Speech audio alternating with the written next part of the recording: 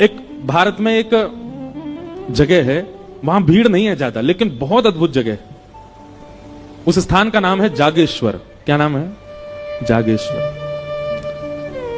उत्तराखंड में कमाऊ एक क्षेत्र है, नैनीताल वाला।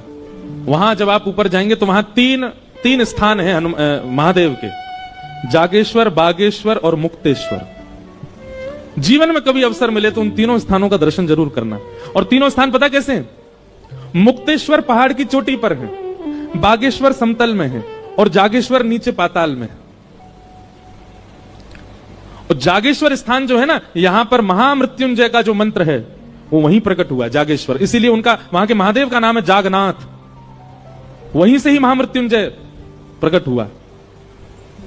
वहां की कथा ऐसी बताते हैं कि जागनाथ उनको इसलिए कहा जाता कि वो नाथ इतने सिद्ध थे, सब लोग ध्यान से सुनना, कि कोई व्यक्ति आके कुछ भी मांग ले सब पूरत कर देते थे।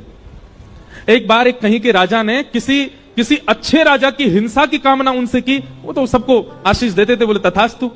ये बात जब आद्य गुरु शंकराचार्य जी को पता चली तो शंकराचार्य भगवान गए और वहां जाकर के महादेव से प्रार्थना की, बोले कलिकाल आने वाला है नाथ, आप यहां सबकी मनोकामना पूरी कर देंगे। कलयुग में लोग कुछ भी मांग सकते हैं, इसलिए हमारी प्रार्थना है कि आप अंतर्मुखी हो जाओ।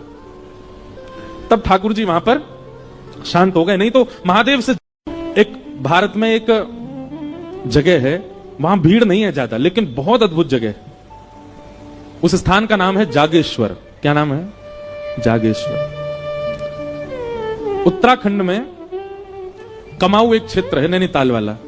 वहां जब आप ऊपर जाएंगे तो वहां तीन स्थान है महादेव के, जागेश्वर, बागेश्वर और मुक्तेश्वर। जीवन में कभी अवसर मिले तो उन तीनों स्थानों का दर्शन जरूर करना। और तीनों स्थान पता कैसे हैं? मुक्तेश्वर पहाड़ की चोटी पर है, बागेश्वर समतल में है और जागेश्वर नीचे पाताल में है। और जागेश्वर स्थान जो है ना, यहां पर महामृत्युंजय का जो मंत्र है वो वहीं प्रकट हुआ, जागेश्वर। इसीलिए उनका, वहां के महादेव का नाम है जागनाथ। वहीं से ही महामृत्युंजय प्रकट हुआ। वहां की कथा ऐसी बताते हैं कि जागनाथ उनको इसलिए कहा जाता कि वो नाथ इतने सिद्ध थे, सब लोग ध्यान से सुनना, कि कोई व्यक्ति आके कुछ भी मांग ले सब पूरत कर देते थे। एक बार एक कहीं के राजा ने किसी अच्छे राजा की हिंसा की कामना उनसे की, वो तो सबको आशीष देते थे, बोले तथास्तु। ये बात जब आद्य गुरु शंकराचार्य जी को पता चली तो शंकराचार्य भगवान गए और वहां जाकर के महादेव से प्रार्थना की, बोले कलिकाल आने वाला है नाथ, आप यहां सबकी मनोकामना पूरी कर देंगे। कलयुग में लोग कुछ भी मांग सकते हैं, इसलिए हमारी प्रार्थना है कि आप अंतर्मुखी हो जाओ। तब ठाकुर जी वहां पर शांत हो गए। नहीं तो महादेव से, एक भारत में एक जगह है, वहां भीड़ नहीं है ज्यादा, लेकिन बहुत अद्भुत जगह है। उस स्थान का नाम है जागेश्वर। क्या नाम है? जागेश्वर। उत्तराखंड में कमाऊ एक क्षेत्र है, नैनीताल वाला। वहां जब आप ऊपर जाएंगे तो वहां तीन स्थान है महादेव के, जागेश्वर, बागेश्वर और मुक्तेश्वर। जीवन में कभी अवसर मिले तो उन तीनों स्थानों का दर्शन जरूर करना। और तीनों स्थान पता कैसे हैं? मुक्तेश्वर पहाड़ की चोटी पर है, बागेश्वर समतल में है और जागेश्वर नीचे पाताल में है। और जागेश्वर स्थान जो है ना, यहां पर महामृत्युंजय का जो मंत्र है वो वहीं प्रकट हुआ, जागेश्वर। इसीलिए उनका, वहां के महादेव का नाम है जागनाथ।